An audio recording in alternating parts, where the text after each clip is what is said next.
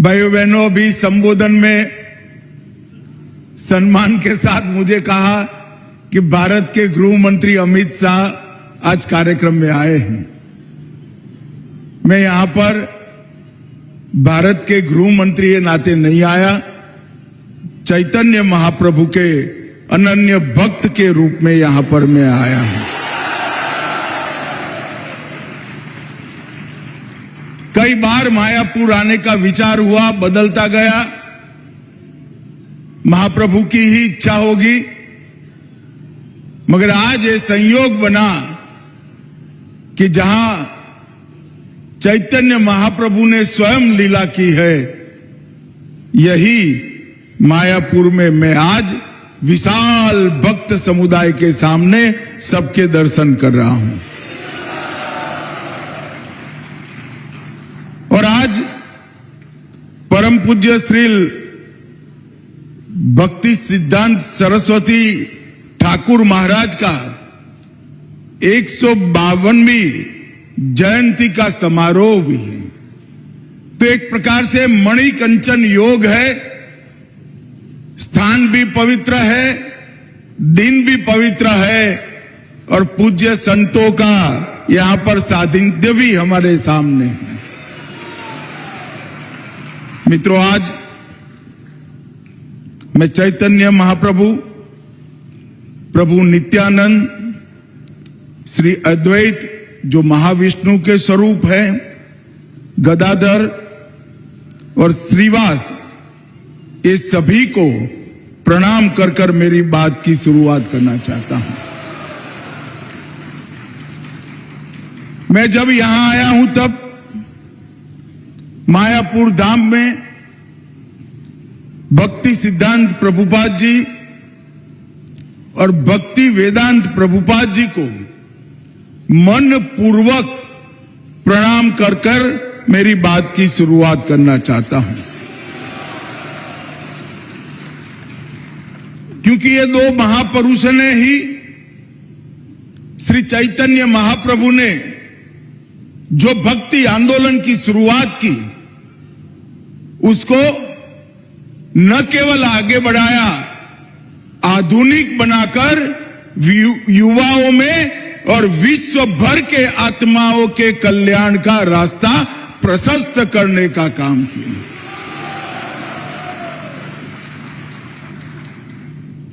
श्री चैतन्य महाप्रभु ने एक ही जीवन काल के अंदर देश और दुनिया के कई अंधकार के अन्य अज्ञान के अंधकार से पीड़ित आत्मा के उद्धार का, भक्ति का रास्ता प्रशस्त किया। गुण अवगुण, अच्छा बुरा तो इंसान में बसता है, इंसान में रहता है, मगर जब व्यक्ति अपने अस्तित्व को विलीन कर कर श्री कृष्णमय हो जाता है तो सब अच्छा ही अच्छा हो जाता है। और यही रास्ते पर श्री चैतन्य महाप्रभु ने कीर्तन, नृत्य, भक्ति संगीत और गीता का अगाध संदेश बहुत सरल तरीके से पूरे पूर्वी भारत में उत्तर पूर्व तक, नॉर्थ ईस्ट तक पहुंचाकर कई अज्ञानी जीवन में प्रकाश का उजियारा, भक्ति का दीपक प्रगटाने का काम किया।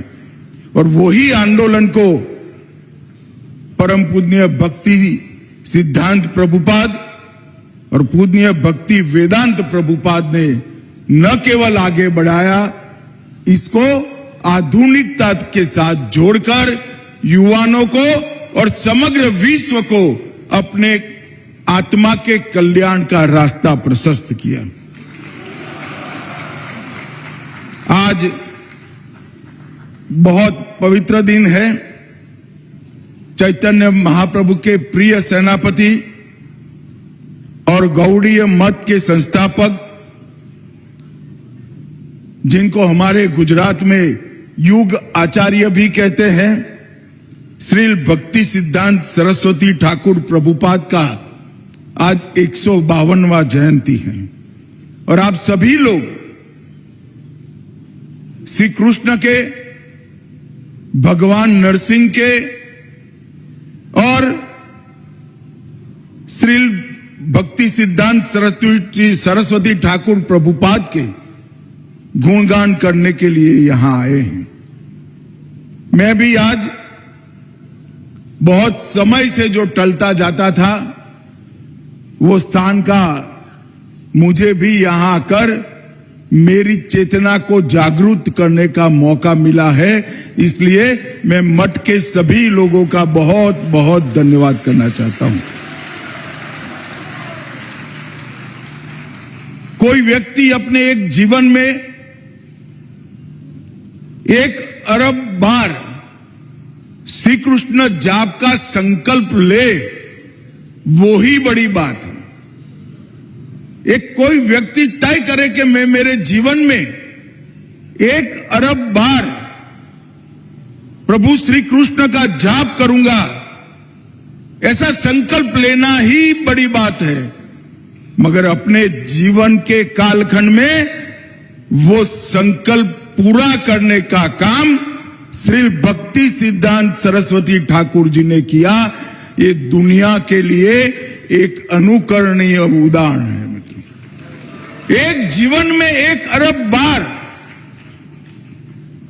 श्री कृष्ण का नाम स्मरण, एक बार भक्ति के साथ श्री कृष्ण का नाम स्मरण करने से ही चेतना जागृत होती है, ऊर्जा की प्राप्ति होती है। कई सारे मन के सामने पड़े हुए अज्ञान के अंधकार दूर हो जाते हैं। हम कल्पना कर सकते हैं कि एक व्यक्ति ने एक जीवन में 1 अरब बार श्री कृष्ण का नाम जप किया, वो व्यक्ति ने अपने जीवन को सच अर्थ में श्री कृष्णमय कर दिया। और वही रास्ता उन्होंने गौड़ीय मठ के माध्यम से सबके सामने रखने का काम किया। आज कदाच 100 साल के बाद कोई ये बात को बोलेगा तो दुनिया में इसको मानने के लिए कोई तैयार नहीं होगा कि 1 अरब श्री कृष्ण नाम स्मरण कोई कर सकता है। श्री भक्ति सिद्धांत स्वामी जी ने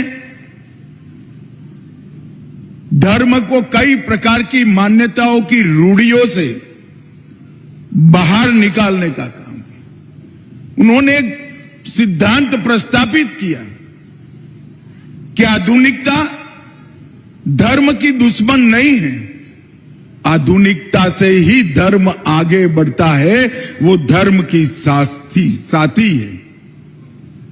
और एक जमाने में प्रिंटिंग प्रेस को वर्ज्य माना जाता था, सुनना, याद करना, इसके माध्यम से ही भक्ति पनपती थी, बढ़ती थी, फैलती थी। उन्होंने प्रिंटिंग प्रेस को बृहत मृदंग का नाम देकर ये बताया कि मृदंग की आवाज तो कुछ दूर तक जाती है, मगर प्रेस में छपी पुस्तक 7 सागर बाहर जाकर भी भक्ति का प्रचार करती है।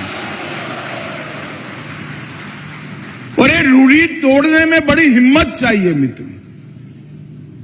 जब श्री कृष्ण के प्रति भक्ति अचल हो, अनन्य हो,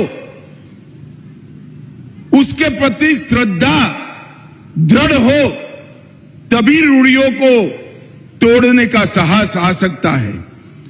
और उन्होंने ये जो आध्यात्मिक इनोवेशन किया, नवाचार किया, इसके माध्यम से ही आज ये संप्रदाय विश्व के 7 खंडों के आत्माओं के कल्याण के लिए कार्यरत हो पाया है।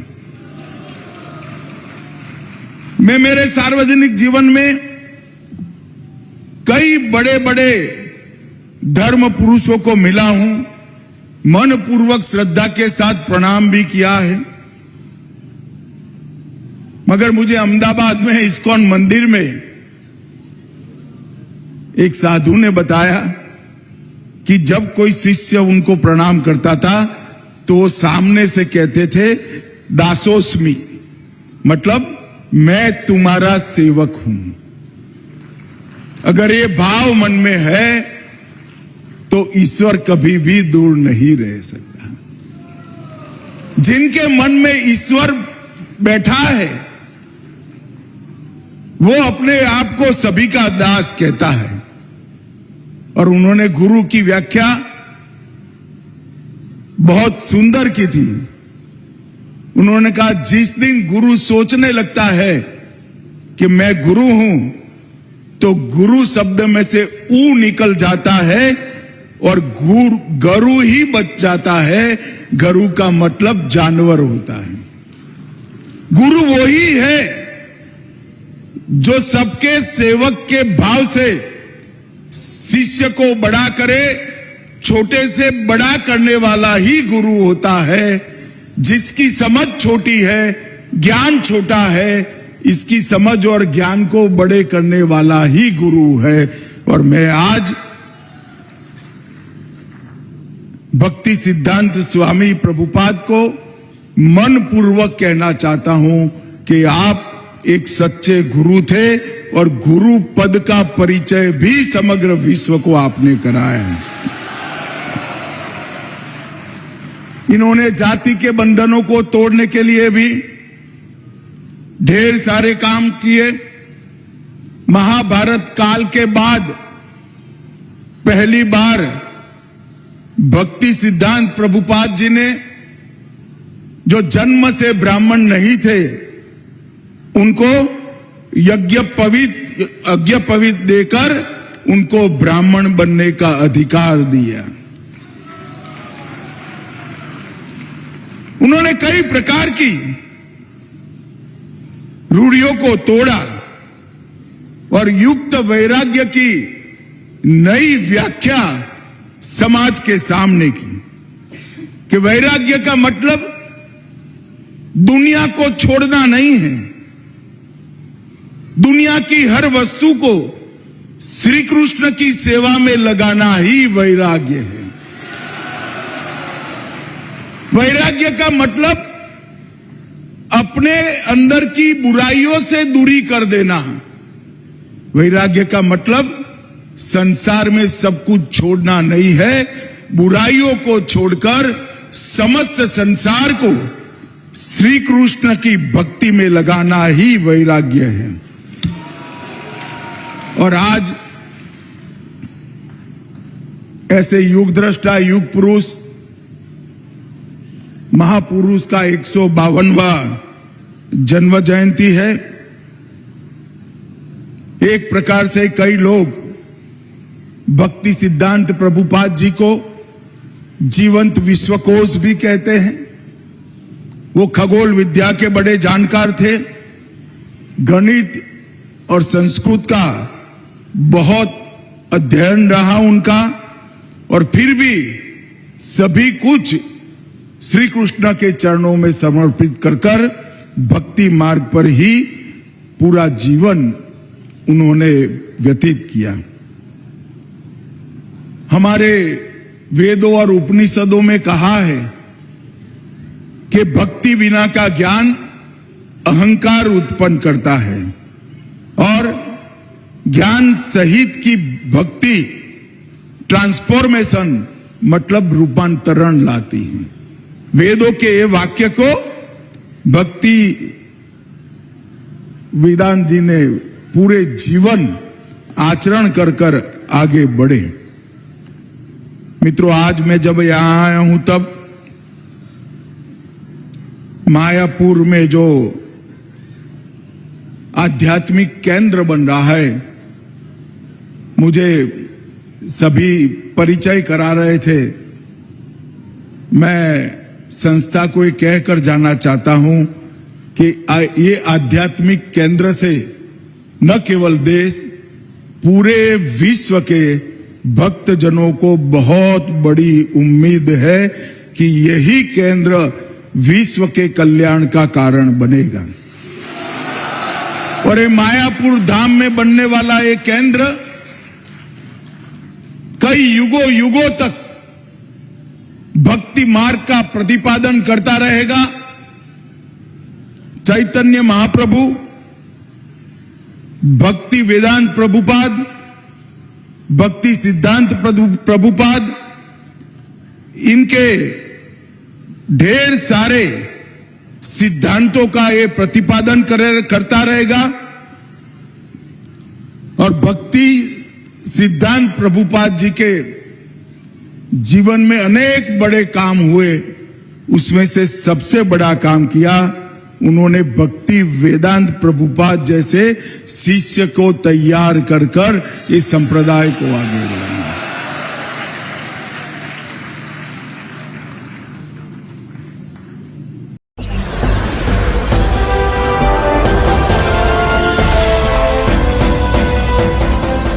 आप देख रहे हैं लाइव न्यूज 99, राष्ट्र सबसे पहले।